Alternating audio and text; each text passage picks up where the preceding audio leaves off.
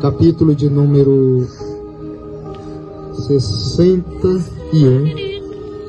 Isaías 61, que esta palavra Deus nos deu no começo desse ano. E o Senhor nos falou que essa é a palavra que nós vamos viver durante esse ano. É a palavra do nosso trabalho. Isaías 61, de seus versículos de 1 a 4, que vai dizer assim: O Espírito do Senhor Jeová está sobre mim, porque o Senhor me ungiu para pregar boas novas aos mansos.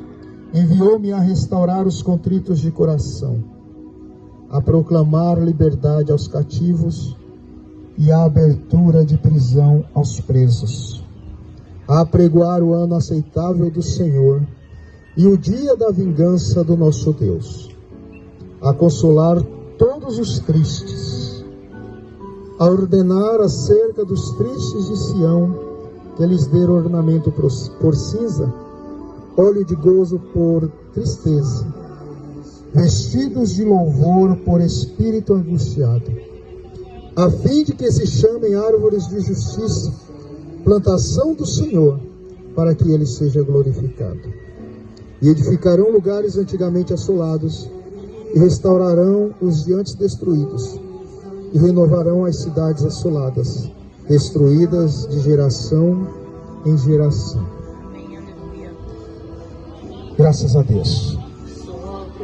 Essa palavra do profeta Isaías, ela vem primeiro nos deixar algo muito claro que nós precisamos entender. Que o que nós recebemos de Deus, o Espírito de Deus, o chamado de Deus que está sobre a nossa vida, a unção do Senhor que desceu sobre nós, ela não é para inflar o nosso ego, ela não é para nos trazer benefícios, não é para nos fazer melhor que ninguém, é para trabalhar na obra de Deus, é para pregar a palavra de Deus, é para pregar o nome de Jesus, é para falar que Deus ainda cura, que Deus ainda transforma, que Deus ainda liberta, que Deus salva vidas. O profeta Isaías, ele está dizendo que o Espírito do Senhor que está sobre ele, a unção que desceu sobre a vida dele, é para pregar as boas novas aos mansos, restaurar os...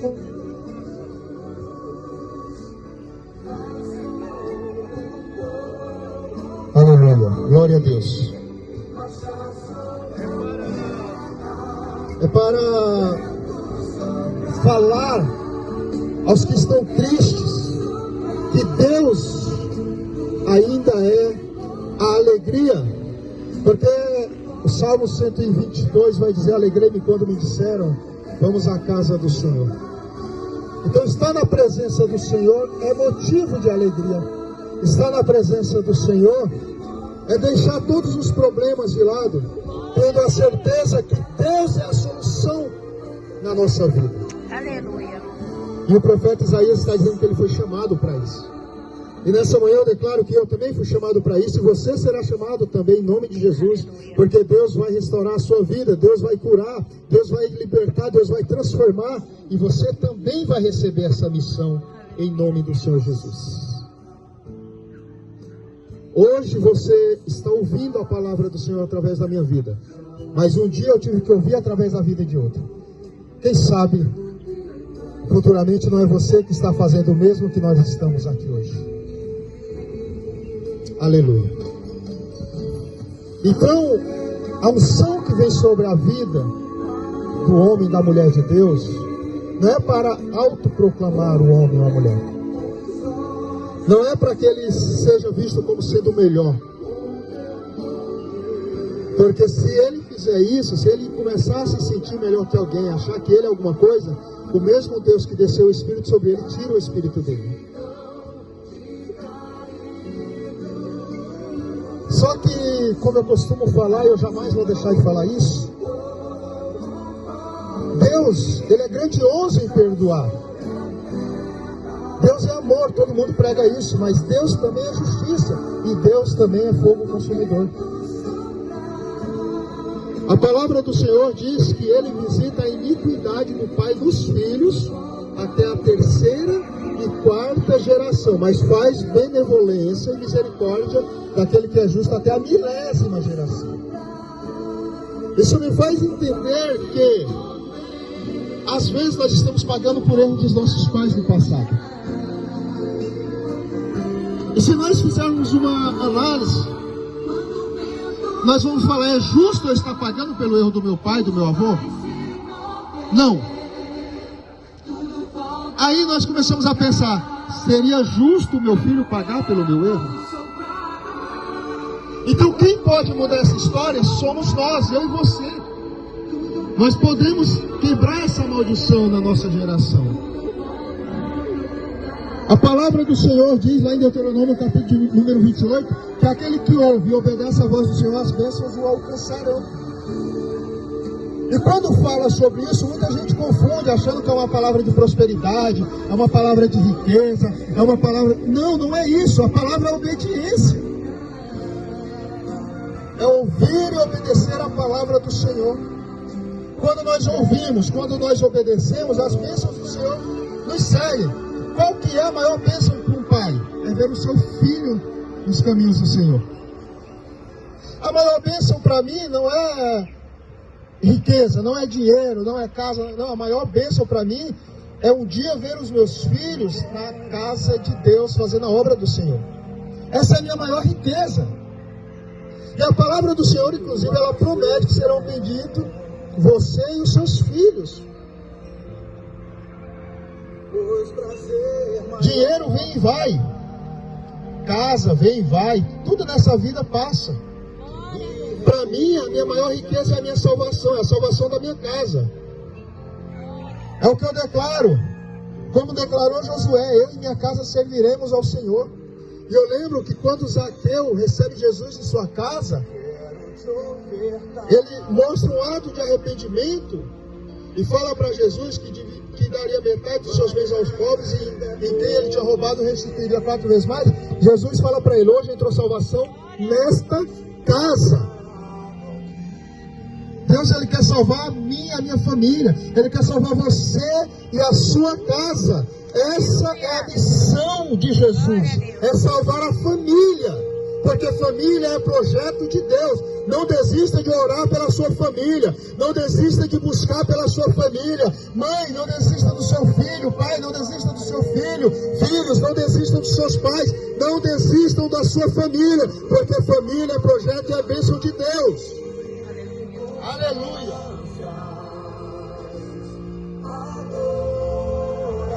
Salmos 37, Salmos de número 37, seu verso número 25.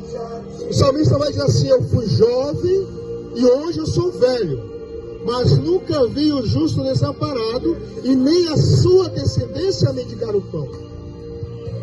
Quem que é justo? É aquele que ouve e obedece a palavra do Senhor, se faz justo. Não tem como eu ser justo se eu não obedecer a palavra do Senhor.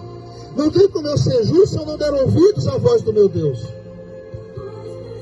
Porque se eu fizer o que está contrário ao que está escrito na Bíblia, não tem como eu ser justo. Se pela palavra diz, faz, eu faço. Ela fala, não faz, eu não faço. Eu estou sendo justo. E a palavra que o salmista traz é: fui moço, hoje eu sou velho, mas nunca vi o justo desamparado. Agora presta atenção. Ele está falando que nunca viu o justo desamparado. Mas aí tem mais um porém: a sua descendência também não mendiga o pão. Por quê? Porque a bênção é para mim, para minha casa.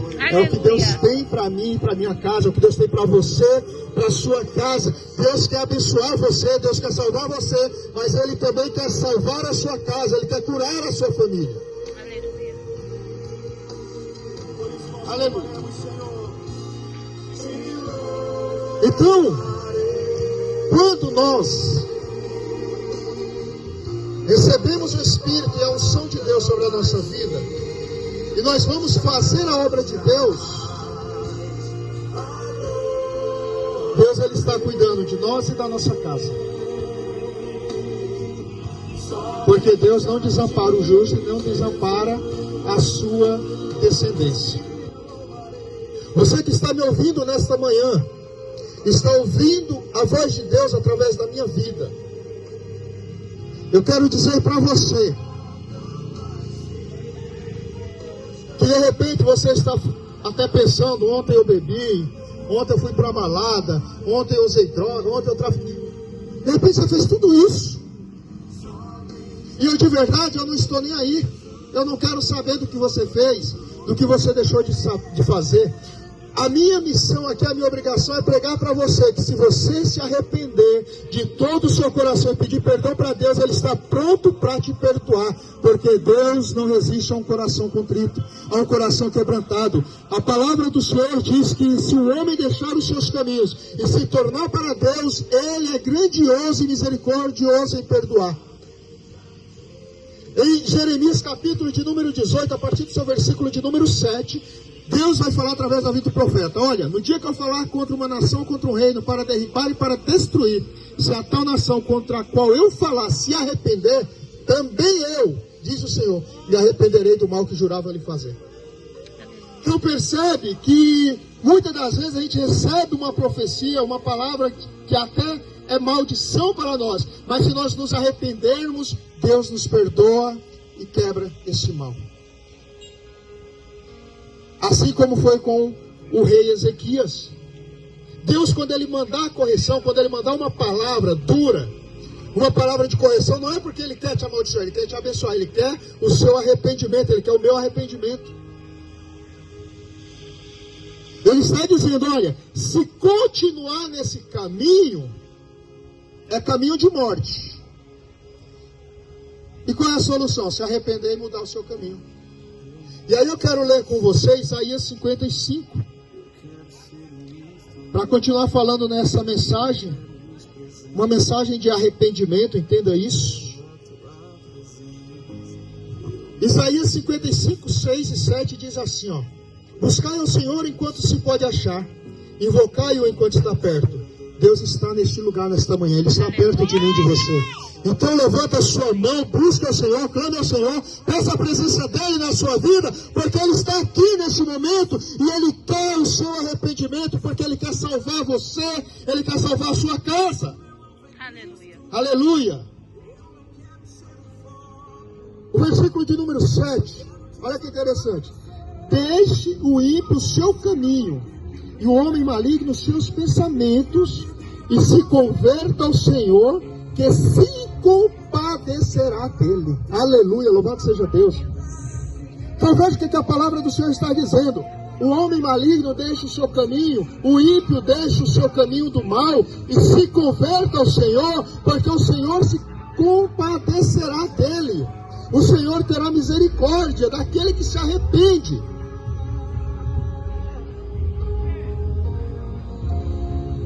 Torne para o nosso Deus. Ou seja, nós deixamos os nossos caminhos, nós deixamos os nossos pensamentos malignos, o Senhor se compadece de nós. Nós nos tornamos para o Senhor, e ele finaliza o versículo de número 7 dizendo: porque grandioso é em perdoar.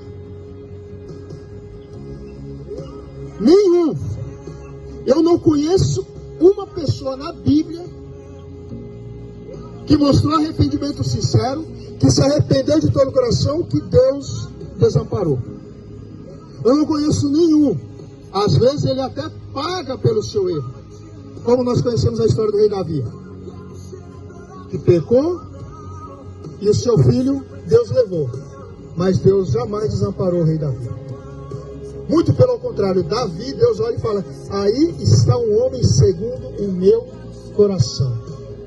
Foi o que Deus testificou de Davi.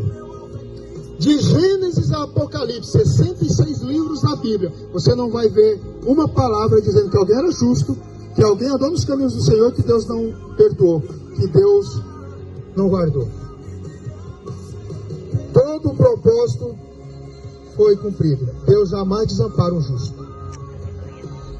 E Ele é grandioso em perdoar. A palavra do Senhor diz que aquele que se arrepende, Deus jamais se lembra do seu pecado. Eu quero, para ser breve na mensagem, eu quero ler mais uma palavra, porque hoje eu não sei, eu não tentei ficar querendo descobrir que palavra que eu iria pregar. Eu deixei o Espírito de Deus me conduzir. E Deus me trouxe a falar de arrependimento, então eu vou falar de arrependimento. Porque para mim importa ser obediente à palavra do Senhor. De repente, até eu estou precisando me arrepender de alguma coisa, não é? Eu não sou santo. Amém? Mas olha o que está escrito em 2 Crônicas, capítulo de número 7, versículo de número 12 em diante. E o Senhor apareceu de noite a Salomão e disse-lhe: ouvi tua oração. Olha que interessante. Ouvi a tua oração. Deus ouviu Salomão quando Salomão orou. O rei Salomão. Ouvi a tua oração e escolhi para mim este lugar para a casa de sacrifício. Aí olha o que Deus vai falar. Se eu cerrar os céus e não houver chuva, ou se ordenar aos gafanhotos que consumam a terra, ou se enviar a peste entre o meu povo. Olha só, Deus está falando que se ele fizer isso, se ele está falando se eu fizer, por quê? Porque eu tenho a probabilidade dele fazer. Ele pode fazer. Quer dizer que ele vai fazer? Não, mas quer dizer que ele pode fazer. Quando nós vamos em Salmos 23, versículo de número 4, o salmista vai dizer assim: ainda que eu andasse pelo vale da sombra e da morte. Ele não estava andando, mas ele está dizendo: ainda que por algum motivo eu venha andar nesse vale da sombra e da morte, eu não temerei mal algum. Então, não quer dizer que estamos fazendo, mas podemos vir a fazer. Não estamos passando, mas podemos vir a passar. Então Deus está falando: olha, Salomão, talvez não, mas talvez sim. Talvez eu não mande as pragas, mas talvez eu mande. Amém? Talvez eu não envie os gafanhotos para consumir a terra, mas talvez também eu mande. Mas se eu fizer isso, Salomão, e enviar entre o meu povo, não é quem está fora, é quem está dentro. Pegou. Aleluia. Não é para quem está no mundo, é para quem está dentro da igreja. É para quem está dizendo que serve ao Senhor.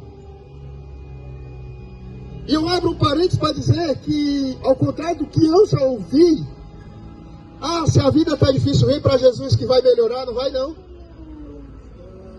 Está ruim, vem para Jesus que Deus vai resolver todos os problemas. Vai não. É heresia? Não, não é não. Vai lá em Mateus capítulo de número 5, versículo de número 10, que Jesus vai dizer assim, ó: bem-aventurados sois vós, quando injuriarem, perseguirem, mentindo, disserem todo mal contra vós por minha causa.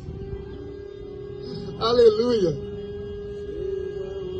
Mas, quando a gente vai um pouco adiante, o apóstolo vai falar: em todas estas coisas somos mais que vencedores em Cristo Jesus. Não importa que venha perseguição, não importa que venha calúnia, não importa que venha mentira, não importa que se levante o mundo, não importa que se levante o inferno. Com Cristo, eu e você somos mais que vencedores. Aleluia. Diante de todas essas coisas. Não importa o que eu fiz, eu deixei de fazer. Se eu entreguei a minha vida, a palavra diz que com Cristo eu sou uma nova criatura. João capítulo de número 1, versículo de número 2, diz que todos que recebem Jesus, é dado-lhes o poder de ser chamado filho de Deus. Então eu não me importo mais com o que está acontecendo, porque eu sei que, primeiro, eu tenho um pai que cuida de mim, eu tenho um pai que me guarda. Segundo, com Cristo eu sou mais que vencedor. Por quê? Porque eu sou uma nova criatura com Ele. Eu deixei de ser servo, eu deixei de ser escravo e agora eu me tornei filho. E como filho, eu tenho um pai que zela por mim. Mateus capítulo de número 7, Jesus vai dizer: se vós sendo homens, quereis dar boas tardes aos seus filhos, quanto mais o vosso Pai Celestial. Eu sei que eu tenho alguém cuidando de mim. Enquanto eu for fiel ao Senhor, eu não temo mal algum. Porque se Deus é por nós, quem será contra nós? Amém? Então veja, Deus está falando: olha, eu posso parar a chuva, mas eu posso mandar a chuva. Eu posso não mandar os gafanhotos, como eu posso mandar. Mas Salomão, presta atenção. Se tudo isso acontecer no meio do meu povo, e se o meu povo, que se chama pelo meu nome, se humilhar,